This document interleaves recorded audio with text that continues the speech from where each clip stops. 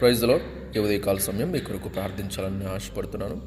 చాలామంది రకరకాల సమస్యలతో అర్థం కాని స్థితిలో నాకు అన్ని ద్వారములు మూసుకుపోయాయి, నాకు ఇంకా ఏ దారి లేదు, ఇంక నేను ఎందుకు బ్రతకాలని చాలామంది నిరాశలకు వెళ్ళిపోయి ఉంటారు అన్నమాట.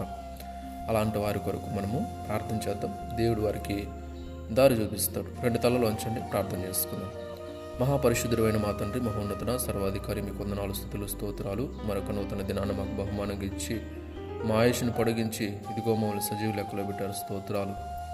ఈ ఉదయకాల సమయంలో చాలామంది తండ్రి రకరకాల పరిస్థితులను బట్టి, సమస్యలు, ఇబ్బందులు, ఇరుకులు, ఆటంకాలను బట్టి నాకు ఏ దారి లేదు, అన్ని ద్వారంలో మోసుకుపోయాయి, ఇంక నేను ఎందుకు బ్రతకాలి, ఈ పరిస్థితులని బట్టి నేను ఉక్కిరిబిక్కిరి అయిపోతున్నాను, అర్థం కాని స్థితిలో ఆవేదన పడుతున్నాను, నాకు ఏ ద్వారము తెరవబడట్లేదు, నేనేం చేసేది, ఇంక బ్రతకడం ఎందుకు అని చెప్పి నిరాశలోకి వెళ్ళిపోయి సూసైడ్ చేసుకోవాలని కూడా చాలామంది ఆలోచన చేస్తుంటారు.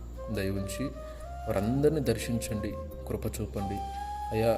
ద్వారములు వారికి తెరవబడకపోవచ్చు, కానీ మీరు ఏ ద్వారమైనా తెరవగలిగిన దేవుడు.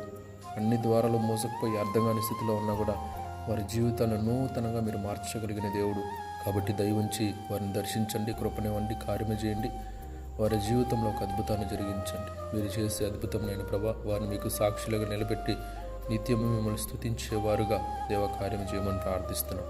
సహాయం చేయండి, కృపను అందించమని, వారి జీవితాల్లో ఒక అద్భుతం చేయమని, ద్వారము తెరవమని, సహాయం చేయమని, వారి పరిస్థితులన్నీ మార్చమని, కృపను అందించమని, వారి నిరాశను తొలగించమని, మీకే స్తుతి స్తోత్రాలు చెల్లించుకుంటూ సహాయం చేయమని, తోడుండమని యేసయ్య అతి పరిశుద్ధ నామములో ప్రార్థించి స్తుతించి గణపరిచి మహిమపరిచి వేడుకుంటున్నాము తండ్రి.